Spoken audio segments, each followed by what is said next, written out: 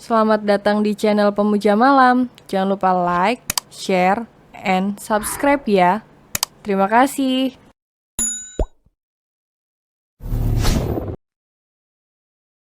Chapter 17.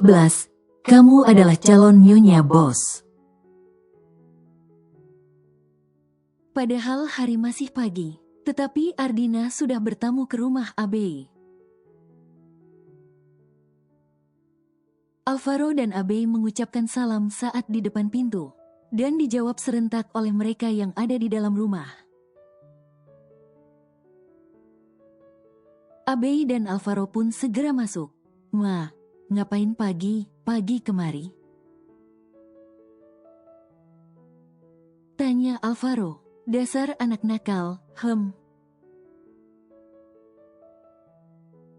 Melamar anak gadis orang gak bilang. Kalau tidak dari yang bilang. Mama sama papa tidak akan tahu," kata Ardina menjewer telinga Alvaro. "Aduh, ma. Sakit, ma."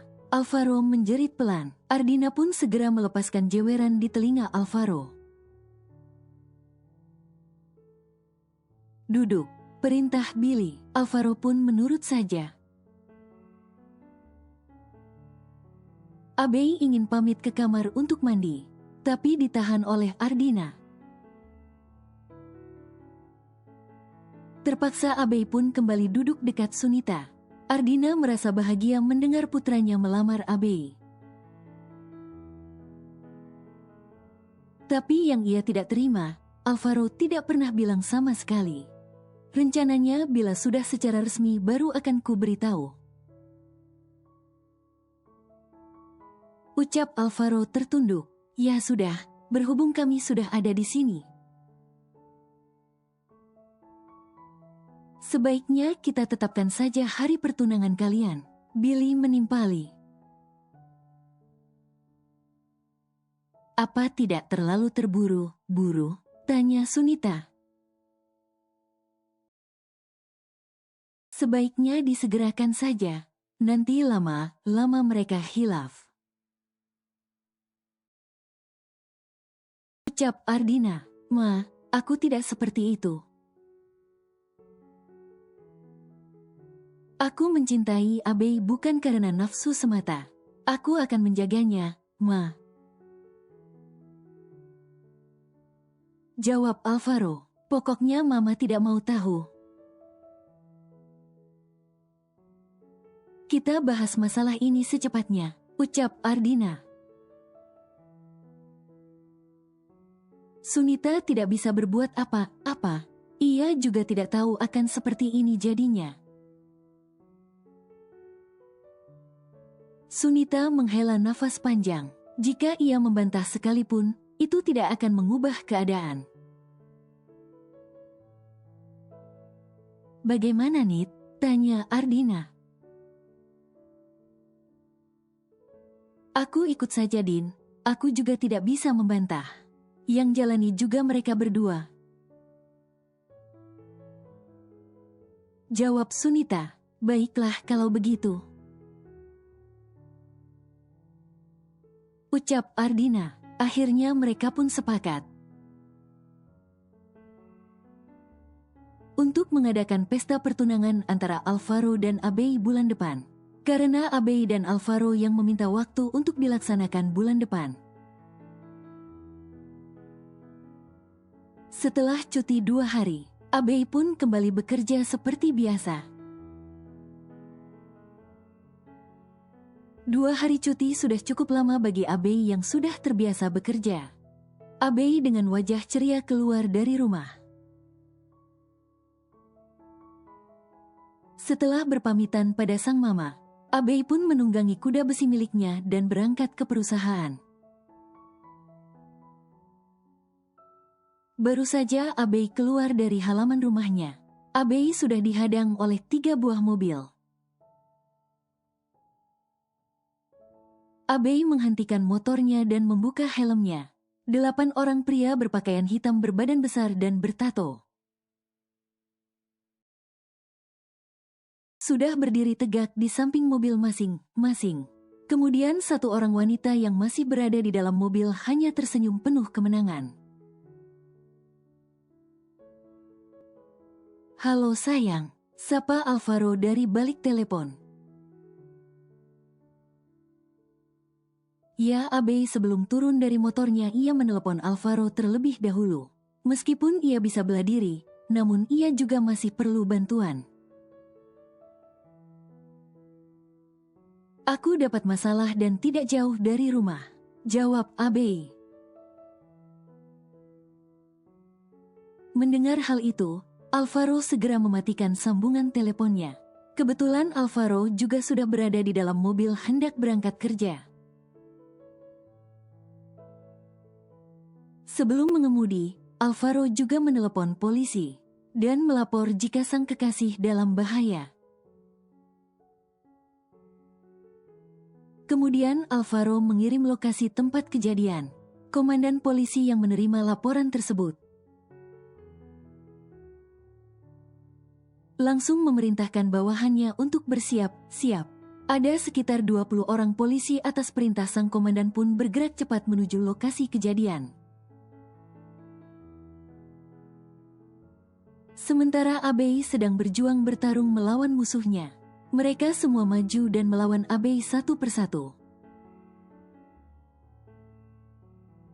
Abe cukup kewalahan melawan mereka semua. Beberapa kali Abe terkena pukulan dari mereka. Namun Abe masih bisa bertahan menunggu bantuan datang. Alvaro tiba di lokasi tersebut dan memarkirkan mobilnya sembarangan. Tidak peduli menghalangi jalan, Alvaro segera keluar dari mobil. Alvaro yang melihat sang kekasih berjuang pun merasa tidak tega. Alvaro tanpa mempedulikan apapun langsung berlari menghampiri perkelahian tersebut. Alvaro langsung menendang salah satu dari mereka. Karena posisi lawan membelakangi Alvaro, jadi musuh tidak menyadarinya. "Kamu tidak apa-apa, sayang?" tanya Alvaro yang begitu mengkhawatirkan Abe. "Tenang, aku tidak selemah itu kok," jawab Abe. Padahal Abe sudah merasakan sakit di beberapa bagian tubuhnya akibat pukulan dari lawan. "Kita hadapi sama-sama," ucap Alvaro. Abe mengangguk. Keduanya pun melawan 8 orang pria berbadan besar itu. Kini keduanya saling membelakangi. Dengan gerakan cepat mereka menendang, meninju dan memukul mereka satu persatu. Hingga ada yang pingsan karena sudah tidak kuat lagi. Kini hanya tinggal 4 orang lagi yang akan mereka lawan. Saat mereka berkelahi, mereka tidak menyadari jika Sunita sudah disandera. Berhenti. Abe dan Alvaro pun menghentikan pertarungannya. Keduanya menoleh secara bersamaan ke arah suara. "Mama!" Abe berteriak dan berlari hendak menyelamatkan sang mama. Sunita sudah terlihat pucat karena di lehernya sudah ada sebilah pisau. Jika bergerak sedikit, maka pisau itu bisa melukainya. "Diam di tempat. Jika kamu mendekat, aku tidak akan segan melukai mamamu." "Tante, apa yang tante inginkan?" tanya Abe. "Hahaha, kau bertanya apa yang aku inginkan?" "Aku ingin kamu cabut tuntutan pada putriku." Abe terdiam, sejujurnya ia dilema. Antara menyelamatkan sang mama atau mencabut tuntutan pada Fatia. Abe menghela nafas sebelum menjawab. "Baiklah, Aku akan cabut tuntutan tersebut, jawab Abei akhirnya. Jangan nak, dia hanya menggertakmu, ucap Sunita. Tapi keselamatan mama lebih penting, ujar Abei. Sayang, Alvaro mendekati Abei. Abei mengangguk. Alvaro mengerti, Abei bukan orang bodoh yang bisa digertak dengan cara seperti itu. Abei pun meminta Sinar untuk melepaskan sang mama. Namun Sinar ternyata juga lebih licik. Ia tidak mudah untuk melepaskan Sunita. Hingga rombongan polisi pun datang dan langsung mengepung tempat itu. Komandan polisi melakukan tembakan peringatan. Suara tembakan membuat para warga berdatangan. Mereka bukannya takut, tapi malah berbondong-bondong pergi ke tempat itu. Jangan bergerak, tempat ini sudah dikepung, ucap komandan polisi sambil mengacungkan ke arah Sinar. Mereka penasaran dengan suara tembakan tersebut, terutama para emak di perumahan ini. Mereka sok melihat Sunita disandera. Polisi pun mulai bergerak dan menangkap mereka satu persatu. 8 orang suruhan Sinar hanya pasrah saat dibawa ke dalam mobil. Hanya Sinar yang masih belum tertangkap, karena polisi juga khawatir. Takutnya Sinar nekat dan melukai korban. Polisi tahu betul jika hati seseorang sudah diliputi dendam dan sebagainya sangat sulit untuk dikendalikan. Mohon kerjasamanya Bu, pinta komandan polisi. Namun permintaan komandan polisi tidak digubris sama sekali. Sinar malah menyeringai. Mumpung polisi ada di sini, cepat cabut tuntutanmu pada Fatia. Dada Sinar turun naik karena emosi. Nak, jangan pedulikan katanya. Jangan sampai terprovokasi olehnya. Pinta Sunita, sialan kau. Sinar mengangkat pisau itu dan satu tembakan melesat mengenai tangan Sinar. Sehingga pisau itu terlepas dan jatuh ke tanah. Dan kesempatan itu Sunita gunakan untuk menjauh dari Sinar. Hahaha, aku gagal, ucapnya. Kemudian ia terduduk di tanah. Komandan polisi segera memerintahkan bawahannya untuk meringkus pelaku.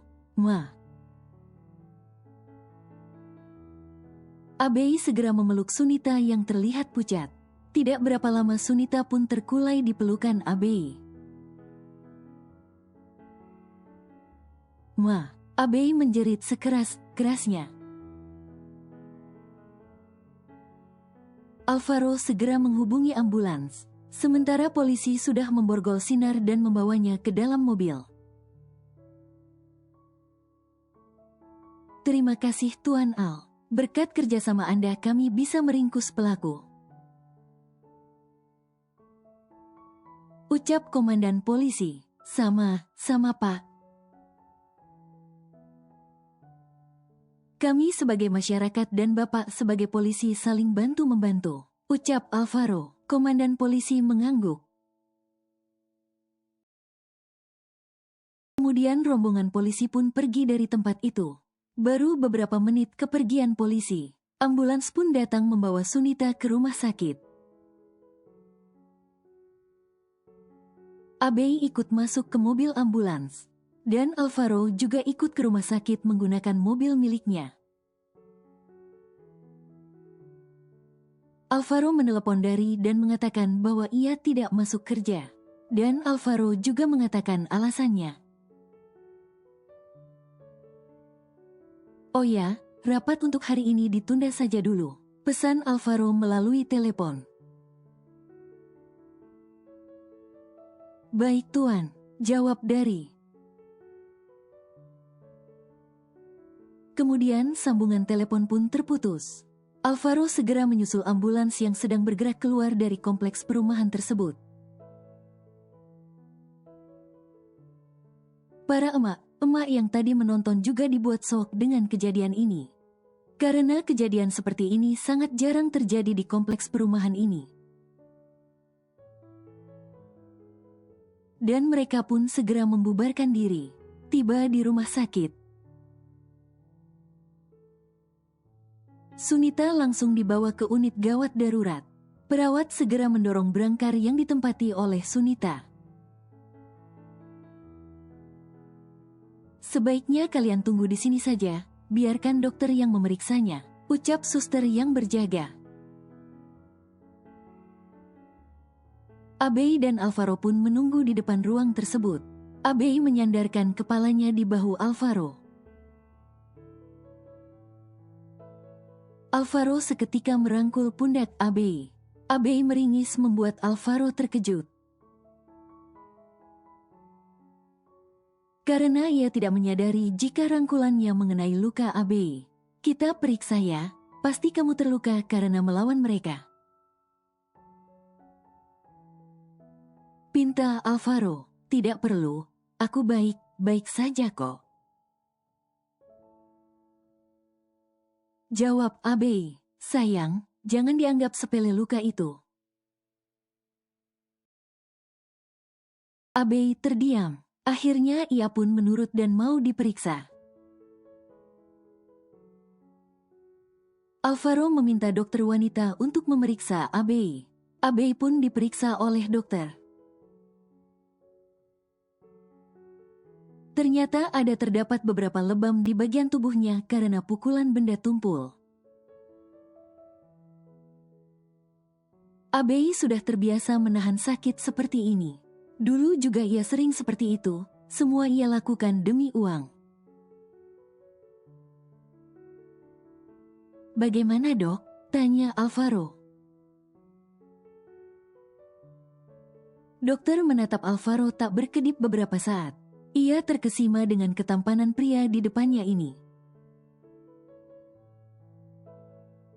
Keadaannya tidak terlalu parah, hanya ada lebam di beberapa bagian tubuhnya.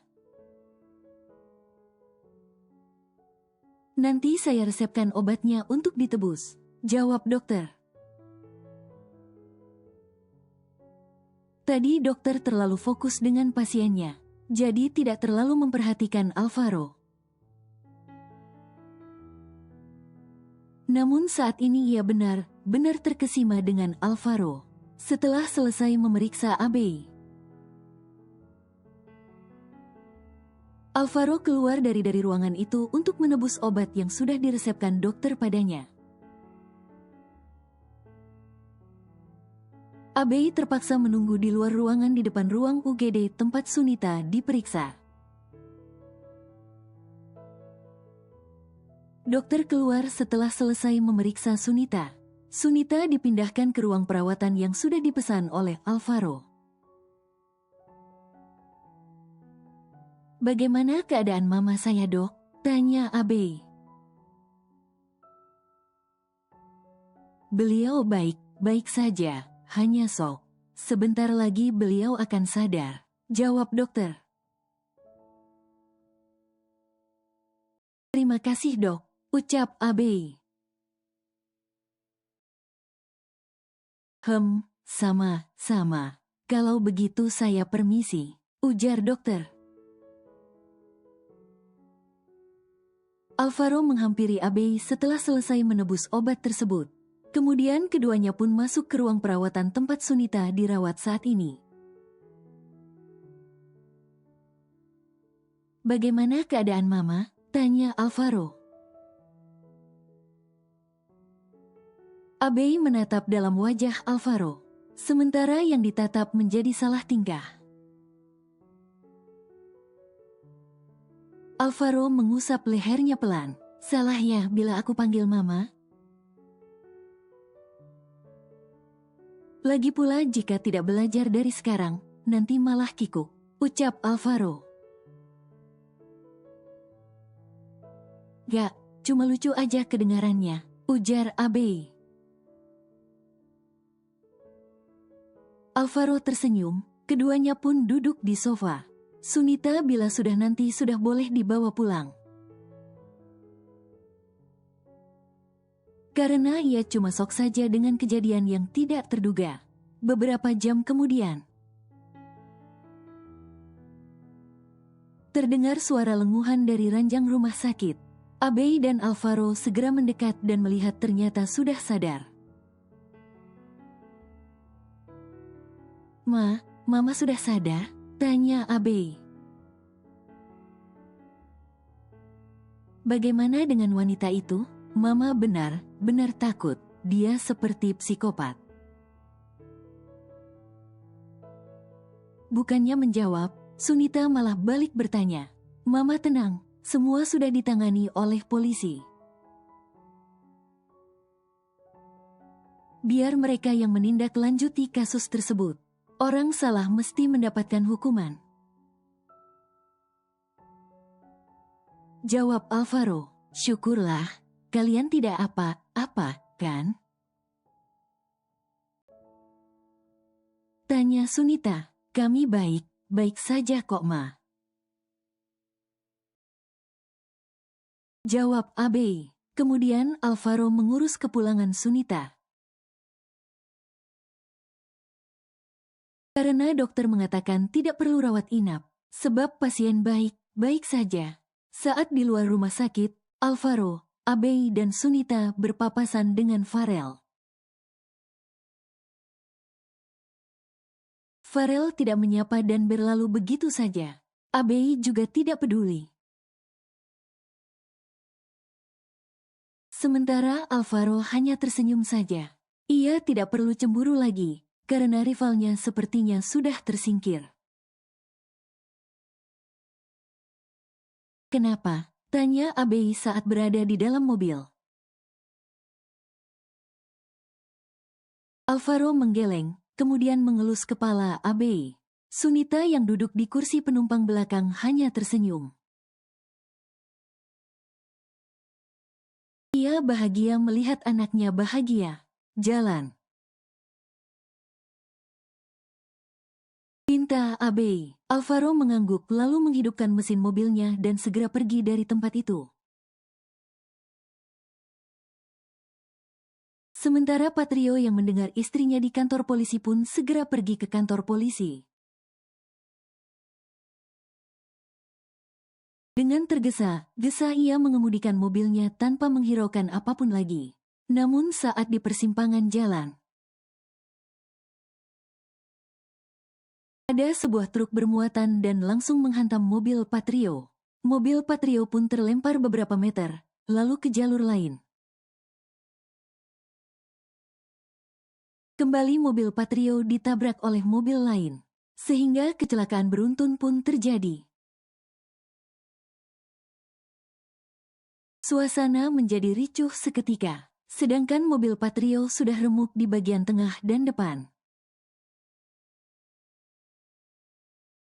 Karena beberapa kali ditabrak, ditambah lagi mobil Patrio menabrak pembatas jalan saat terlempar tadi. Patrio sudah tidak sadarkan diri di dalam mobil. Beruntung ada yang sigap, langsung menelpon polisi dan ambulans. Polisi datang ke tempat kejadian, melihat kecelakaan yang parah. Dan mobil ambulans juga datang. Mereka kesulitan mengeluarkan Patrio dari dalam mobil. Karena posisi Patrio terjepit, terutama di bagian kaki. Patrio sudah tidak sadarkan diri saat ingin dikeluarkan dari mobil. Korban masih hidup. Ucap petugas rumah sakit yang bertugas membawa ambulans. Dibantu oleh pihak kepolisian, Patrio pun berhasil dikeluarkan. kemudian segera dilarikan ke rumah sakit. Pengendara lain hanya mengalami luka ringan, hanya mobil mereka yang rusak. Namun tidak separah mobil Patrio. Patrio pun dilarikan ke rumah sakit.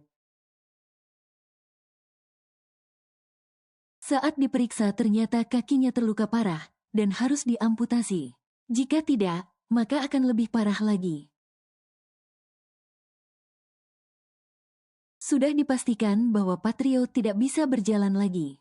Perbuatan Patrio dibayar kontan di dunia. Mungkin inilah yang disebut karma. Orang tua yang menelantarkan anaknya, dan suami yang menyia-nyiakan istrinya. Ini hanya ada penyesalan yang diterima oleh Patrio. Istri dan anak tirinya di penjara. Sementara dirinya sendiri lumpuh dan tidak bisa berjalan lagi. Mungkin seumur hidupnya hanya bergantung pada kursi roda. Dok, bagaimana dengan pasien? Sementara keluarganya tidak bisa dihubungi. Tanya suster, biarkan saja, kita lakukan saja tugas kita sebagai dokter. Soal biayanya biar saya yang tanggung, jawab dokter. Suster menghela nafas, dokter ini terlalu baik. Jika dokter lain, mungkin tidak akan ada yang peduli jika tidak dibayar. Sedangkan dokter yang satu ini malah menanggung biaya pengobatan pasien. Hari berlalu. Abei sudah sembuh sepenuhnya. Luka lebam di tubuhnya pun sudah menghilang. Abei merasa bosan karena beberapa hari tidak diinginkan oleh Alvaro untuk bekerja. Sayang, kamu belum masuk kerja? Tanya Sunita. Al tidak mengizinkan aku, Ma. Katanya aku harus istirahat total. Padahal aku sudah baik-baik saja, jawab Abei sambil mengerucutkan bibirnya. Itu artinya dia sangat menyayangimu. Buktinya setiap pulang kerja dia akan kesini dulu. Ucap Sunita. Ya, Alvaro sering berkunjung jika sore hari setelah habis bekerja.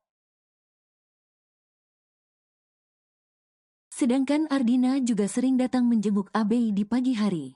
Alvaro datang setelah selesai bekerja. Hari ini ia sengaja pulang lebih awal. Dan tadi mampir di supermarket untuk membeli buah dan makanan ringan lainnya.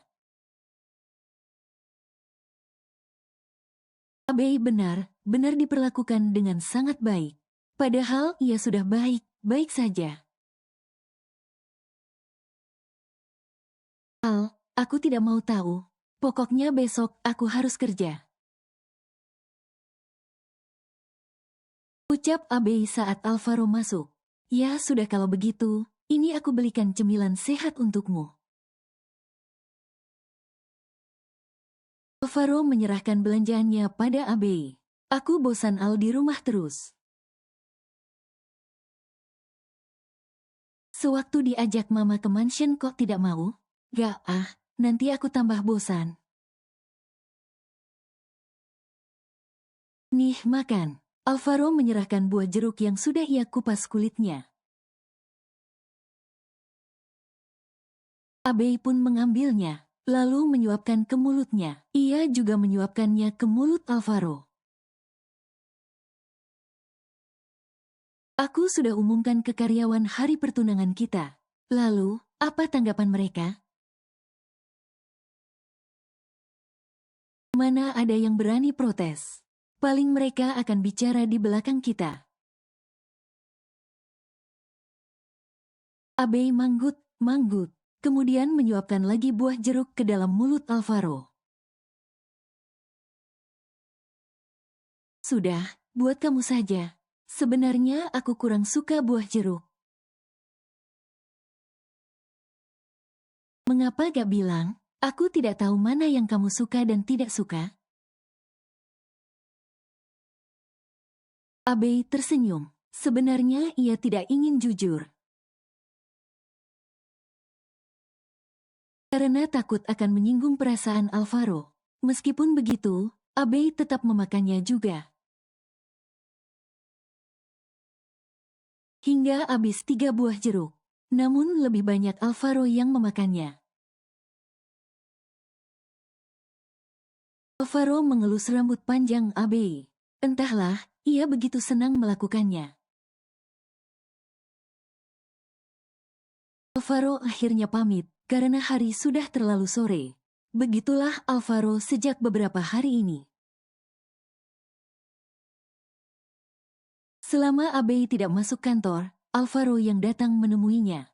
Aku pamit pulang dulu, besok pagi aku jemput. Kamu adalah calon nyonya bos, ucap Alvaro, kemudian mengecup kening Abe.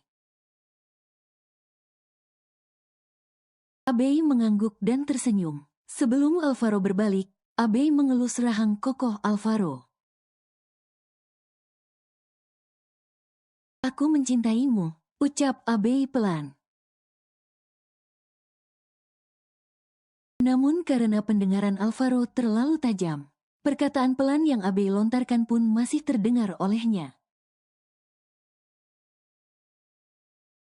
Aku juga sangat mencintaimu, balas Alvaro. Setelah berpamitan dengan Sunita, Alvaro pun kembali ke mansion. Abe tersenyum, ia merasa begitu bahagia karena diperlakukan dengan begitu baik. Baik dari calon mertua yang tidak memandang kasta, hanya mementingkan kebahagiaan anaknya. Hal itu semakin membuat Abe memantapkan hatinya untuk memilih Alvaro sebagai pendamping hidupnya nanti. Abe masuk ke dalam kamar karena sudah waktunya maghrib. Tadinya ia ingin membantu sang mama memasak, tapi dilarang oleh Sunita. Karena masakannya juga tidak terlalu banyak, hanya untuk mereka berdua saja. Setelah selesai sholat, Abe membuka ponselnya dan terkejut saat membaca berita tentang kecelakaan beberapa hari yang lalu. Karena salah satu korbannya adalah Patrio, Abe baru mengetahui. Karena sudah beberapa hari ini ia tidak membuka sosial media.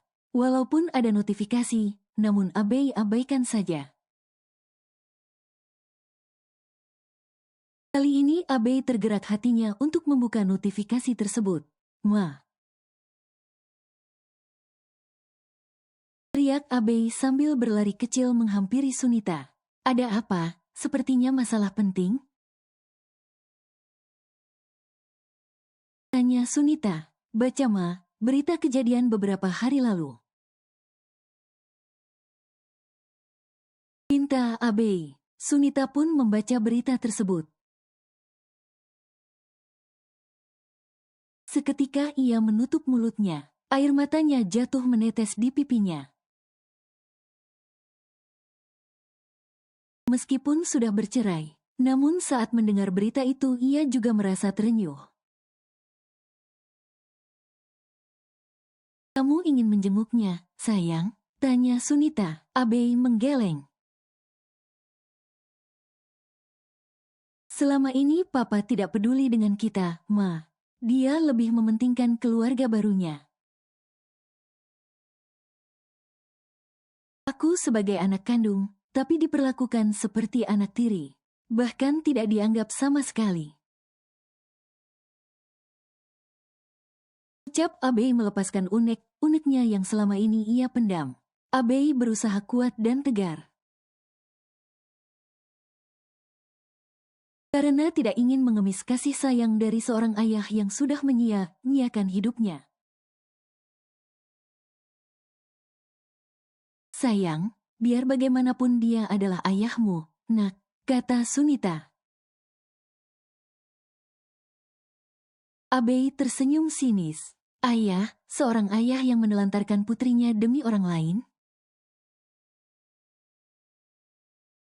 Apa itu layak disebut ayah? Biarkan dia merasakan apa yang kita rasakan dulu. Jangan bilang aku kejam, karena aku juga belajar dari dia. Sunita segera memeluk Abei. Ia tahu putrinya saat ini sedang meluapkan emosinya. Sunita berusaha menenangkan Abei hingga Abei pun sedikit lebih tenang. Namun air matanya tidak bisa ia tahan. Ia pun menangis sejadi-jadinya. Mengingat perlakuan papanya sebelum ini, rela memohon kepadanya demi orang lain.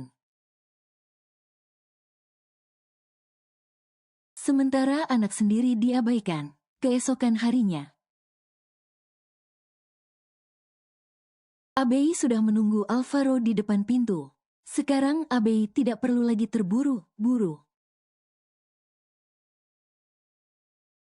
Karena ia hanya perlu menunggu Alvaro untuk menjemputnya. Alvaro tidak ingin kejadian yang lalu terulang kembali. Meskipun pelakunya sudah tertangkap, namun yang namanya kejahatan tidak memandang tempat. Sudah lama menunggu? Tanya Alvaro saat keluar dari mobil. Belum, baru juga keluar dari rumah. Jawab Abei. Ayo, silahkan Nyonya Bos. Ajak Alvaro sambil membukakan pintu mobil untuk Abei. Abei hanya tersenyum, lalu mengucapkan terima kasih. Setelah Abei masuk, barulah Alvaro yang masuk. Alvaro menoleh ke Abei dan keduanya saling pandang dan berbalas senyum. Mobil bergerak perlahan keluar dari halaman rumah tersebut. Baru kemudian Alvaro melajukan mobilnya agar secepatnya tiba di perusahaan. Meskipun Alvaro seorang bos. Tapi ia juga tidak ingin terlambat datang bekerja. Kecuali ada keperluan yang tidak bisa ditunda. Tiba di perusahaan, Alvaro memarkirkan mobilnya. Secara kebetulan Dari juga memarkirkan mobilnya. Dari mobil Dari keluar Dea yang tersenyum kikuk pada Alvaro dan Abei. Ucap Abei dan Alvaro serentak. Lalu keduanya saling pandang dan tertawa pelan. Kalian pacaran? Tanya Abei to the point. Tidak, karena mobilku mogok terus, jadi aku numpang sama dia. Jawab Dea. Dari terdiam dengan alasan yang Dea berikan. Padahal yang sebenarnya Darilah yang menjemputnya. Oleh karena mereka belum resmi, jadi mereka malu mengakuinya. Gak apa-apa, sekarang peraturan sudah dihapuskan dari perusahaan ini. Asal jangan mengganggu pekerjaan kalian, ucap Alvaro. Kalian cocok, ucap Abei menimpali. Kemudian ia menggandeng tangan Alvaro meninggalkan kedua insan yang baru pendekatan itu. Dari dan Dea saling pandang. Kemudian keduanya pun masuk menuju lift berbeda. Belum ada yang mengetahui kedekatan mereka berdua. Menurutmu apa mereka pacaran?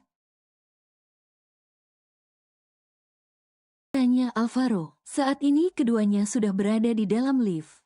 Mungkin dalam masa pendekatan. Jawab Abei. Masuk akal sih, tapi sejak kapan?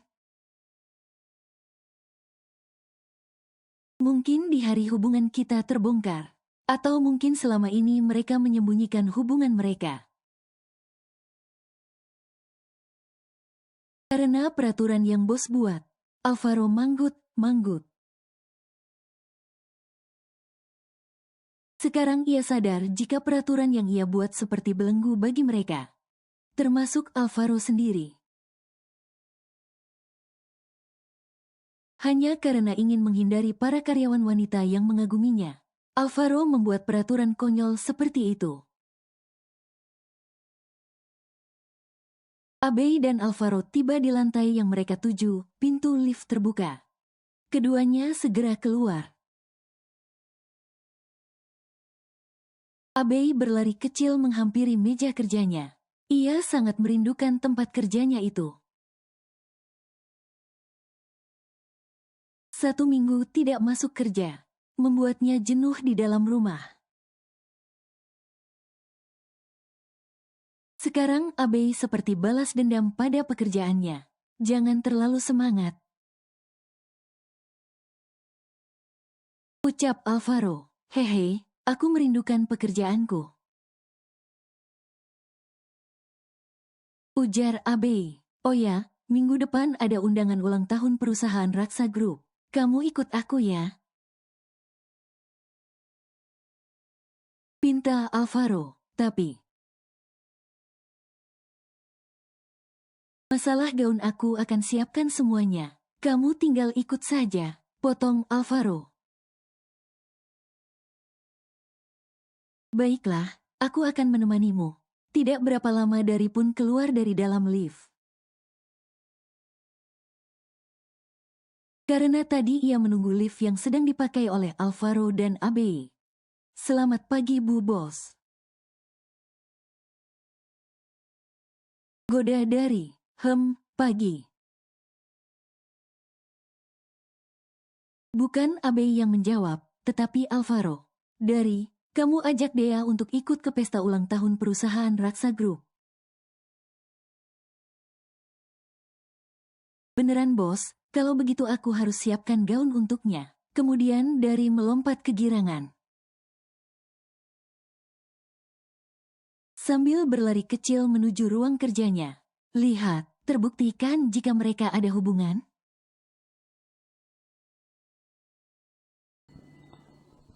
Bersambung.